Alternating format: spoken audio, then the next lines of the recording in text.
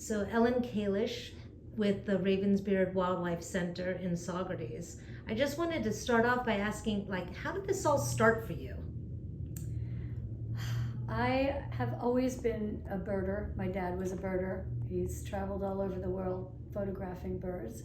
And so on our vacations, I was the one standing there, can I look in the scope? He'd set it up on a pond and he'd show me, all the wading birds and ducks and things. So it was something that has been inside me for my whole life.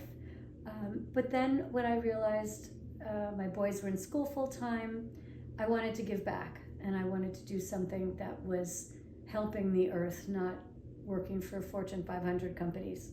And I decided that I was going to be a wildlife rehabilitator, that I'd been doing those things all my life, but there was really a permit and a place for them now. And I could do that if I chose. So I went right to the DEC, figured out what I needed to do, and I could not get started fast enough once I made up my mind that this was how to give back. And briefly, is that something that's hard to accomplish, to become a wildlife rehabilitator? No. All you need is an interest of animals and helping, and to be able to read. They have a study guide, they have a pre-test, and so as long as you have the will to do this it's a constant learning, curve that you never stop learning. But as long as you have that will to help animals in general and to do the right thing, then anyone can be permitted and licensed. They make it pretty easy to do. And is there a need for them? There's a great need. In fact, right now there's a big vacuum down in Orange and Rockland counties, Sullivan County. There are no bird wildlife rehabilitators down there. So everything has to come up this way. And in Ulster County, there are 4 of us that take in birds and do rehab. So, right here, it's a great place to live if you have something in your backyard that needs help. Other than that, if you're out of the county, we need to get more rehabbers, all over the state, not just. So people contact the DEC? They call the DEC, and then they'll fill out an application. They'll get their test booklet and study, and they give the test twice a year. Why are raptors in particular, why are they so important? They're the top of the food chain. And so just like in the 50s and 60s, raptors were extinct east of the Mississippi because of the DDT and the pesticide. The eggs would be too brittle. They'd crush their own eggs while they were incubating.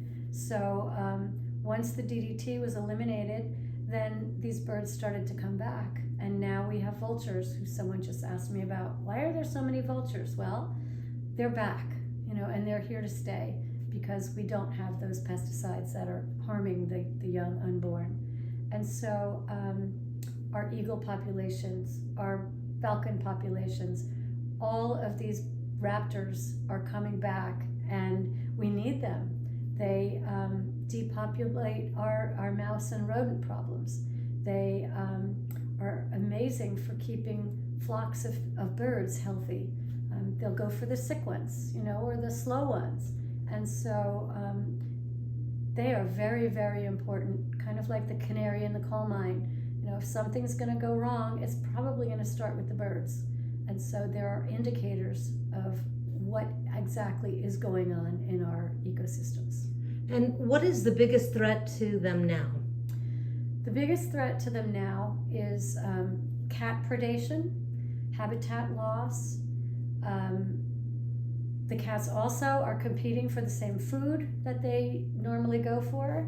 So, the more we can do to teach people about where they live, what they eat, and how to keep them safe, that's really the ticket to how we're going to keep our ecosystems healthy. Is there any single most important thing that just anybody can do to help do that? You can feed the birds, not in the summer, of course, but there are ways to get around the bear problem. You just put out enough for the day, put out enough bird seed on the ground, nothing that the bear's going to take or steal. Feeding the birds is very important because when they're coming up from migration in the spring, they're all hungry, they're all exhausted. And so if we could feed them to get them those increments to where they're going to be nesting, that's huge. That's a huge help. Also, if we can put up nest boxes for birds. Not all birds build their own nests. Some of them need tree cavities and such. And because the trees are now being cut down because they're not pretty, those are sources of nesting and feed sources. Dead trees. Yes, dead trees that normally could be used for habitats. So nest boxes are super important. Owl nest boxes are very important, and they're nature's mousetrap. You know, that's the best way to eliminate any kind of rodent problems you might have in your yard. If you have chickens, it's a good place to put up a nest box on the edge of your woods to eliminate rats and other pests and rodents. So those will actually attract them in? They'll attract them to nest there, Yeah. and once they're nesting, then they have to feed their babies. So they will stay for those 8 weeks and clean up your yard. Doesn't get much better. Right. So if people are interested in learning more about birds of prey, can they come visit you at the center? Absolutely. So Yeah. where are you located? So we are 131 Van Buskirk Road in Saugerties, and we're not open to the public, but for appointment we do tours, and we have a number of educational birds that we can show and talk about, and you know, show examples of, you know, what they look like, how they sound, how to find them in the wild, and we'll give you all the points and the tips on how to call in an owl, so to speak. So it's a wonderful place to just come, learn, see, watch, and open your minds to what we do.